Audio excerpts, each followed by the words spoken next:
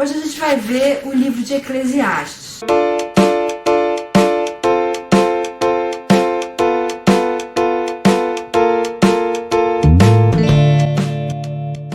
É um livro que provavelmente foi escrito por Salomão e que enfoca a futilidade da vida sem Deus. Esse é um livro que tem uma interpretação difícil, porque ele vai intercalando testemunhos bastante pessimistas e quase pagãos com confissões de fé maravilhosas. Por exemplo, no capítulo 1, versos 16 a 18, ele fala assim: fiquei pensando, eu me tornei famoso e ultrapassei em sabedoria todos os que governaram Jerusalém antes de mim. De fato, adquiri muita sabedoria e conhecimento. Por isso me esforcei para compreender a sabedoria, bem como a loucura e a insensatez, mas aprendi que isso também é correr atrás do vento, pois quanto maior a sabedoria, maior o sofrimento, e quanto maior o conhecimento, maior o desgosto. Isso é bem pessimista, né? Mas olha o que ele fala no capítulo 12, verso 1. Lembre-se do seu Criador nos dias da sua juventude, antes que venham os dias difíceis e se aproximem os anos em que você dirá, não tenho satisfação neles. E também os versos 13 e 14. Agora que já se ouviu tudo, aqui está a conclusão. Tema a Deus e obedeça aos seus mandamentos, porque isso é o essencial para o homem, pois Deus trará a julgamento tudo o que foi feito, inclusive tudo o que está escondido, seja bom, seja mal. Toda hora no livro vem a expressão debaixo do sol. Estava olhando, cheguei à conclusão que debaixo do sol nada vale a pena. Tudo é vaidade, correr atrás do vento. Toda hora ele vem usando essa expressão debaixo do sol. Na verdade, ele está falando sob a perspectiva de alguém que não olha para cima, está só olhando essa parte baixa, esse vale. Então não é da perspectiva de Deus, é da perspectiva de alguém aqui, com os pés no chão. Sob essa perspectiva, a vida não passa de vaidade, coisas vãs e correr atrás do vento. Só que depois que o autor cai em si, ele chega à conclusão nos capítulos 11 e 12 daquilo que mais interessa, que é justamente aquilo que a gente já leu. O autor se apresenta como o pregador, mas a tradição atribui o livro a Salomão. A escrita deve ter ocorrido por volta de 935 a.C.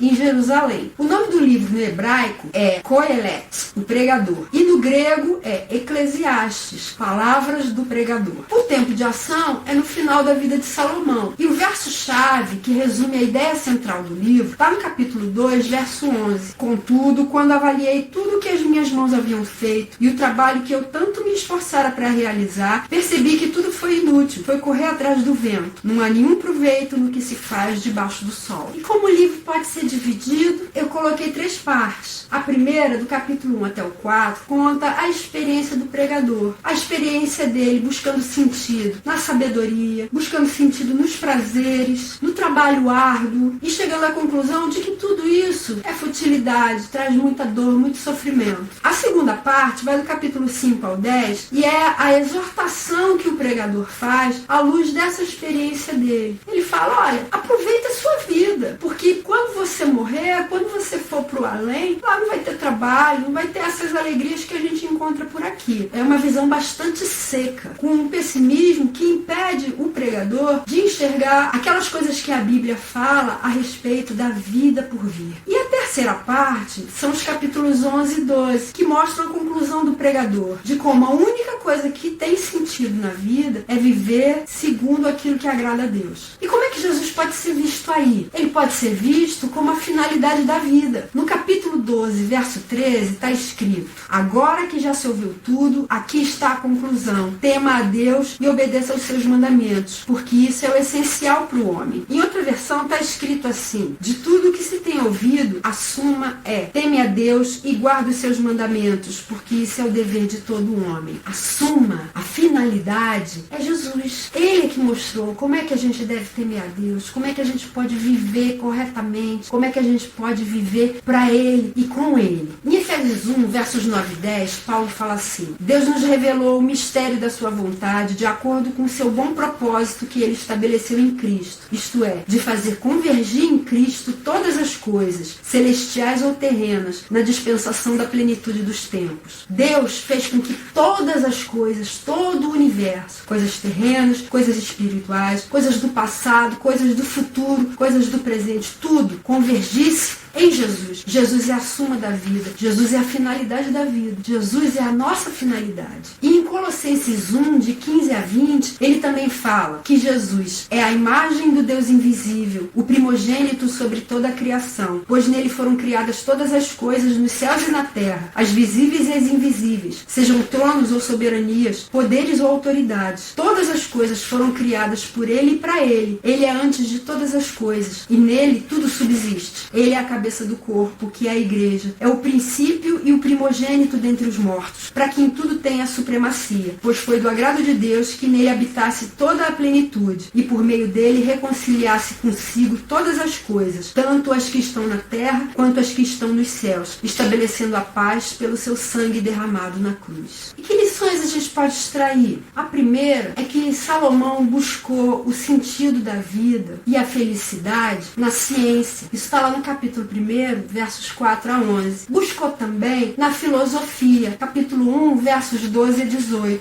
Buscou nos prazeres da vida, capítulo 2, verso 1 a 11. Buscou na alegria, capítulo 2, 1. Buscou na bebida, capítulo 2, 3. Na construção civil, capítulo 2, 4. Nas posses, capítulo 2, de 5 a 7. Na música, capítulo 2, 8. Na religião, capítulo 5, de 1 a 18. Na riqueza, capítulo 5, verso 9, até o capítulo 6, verso 12. E também na moralidade, capítulo 7, versículo 1, até o capítulo 11, verso 7. Ele não encontrou a felicidade e o significado da vida em nada dessas coisas. Dá uma olhadinha no capítulo 3, verso 11. Deus fez tudo apropriado ao seu tempo. Também pôs no coração do homem o anseio pela eternidade. Mesmo assim, ele não consegue compreender inteiramente o que Deus fez. Esse anseio pela eternidade, esse anseio por Deus, é um buraco que existe aqui no nosso coração. É uma peça de quebra-cabeça que está faltando. E a única coisa que consegue se encaixar perfeitamente é o próprio Deus. Ele é a vida eterna. E somente Ele pode saciar esse nosso anseio pela eternidade. Você pode se divertir com todas essas coisas. Livros, ciência, música, esportes, riqueza, trabalho, seja o que for. Mas tenha a consciência que somente Deus vai preencher completamente esse buraco que existe no seu e no meu coração. E uma segunda lição está num versículo que é um dos meus favoritos na Bíblia. Eclesiastes 11, verso 1. Atire o seu pão sobre as águas e depois de muitos dias você tornará a encontrá-lo. Você já experimentou jogar um pão sobre a água? Já tentou alimentar um peixinho? O que acontece com esse pão? Se nenhum peixinho vier ali para comer, o pão só vai inchar,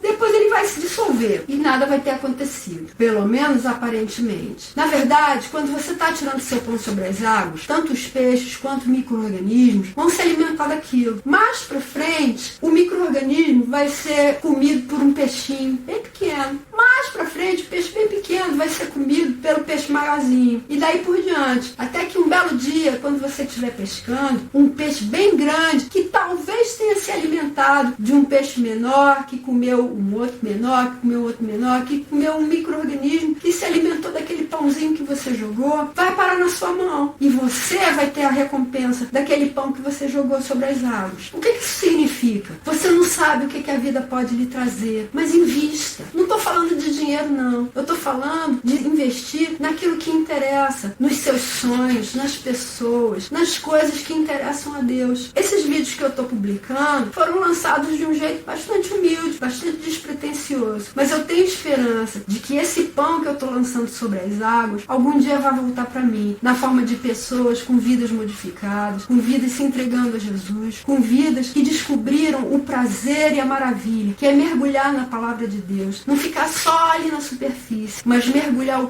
corpo, a alma, o espírito todo, nesse tesouro maravilhoso que Deus colocou à nossa disposição para que a gente encontre vida, encontre o próprio Deus na pessoa de Jesus Cristo. Faça assim também. Lance o seu pão sobre as águas. Qual é o seu pão? Esse foi o resumo de Eclesiastes. Na semana que vem, a gente vai ver o livro de Cantares, que também foi escrito por Salomão para celebrar o seu amor pela Sulamita. Semana que vem a gente se vê.